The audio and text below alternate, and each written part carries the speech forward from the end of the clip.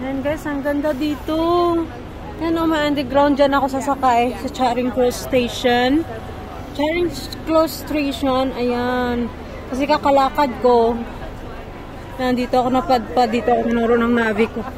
Ang ganda nito oh, picturean ko nga siya. Tapos alis na rin tayo. Sasakay na tayo ng train. Nasa Clement. Ito yung street dito guys. Aha. Yung accessories. 50% daw. Aha. Okay, pasok na ako. Pasok na ako dito guys. Ito yung itim. Dati yung itim nila na telephone. Meron din palang itim. Sikat. Parang hindi sikat yung itim. Mas sikat yung pula. Ayan. May wifi pa siya dati.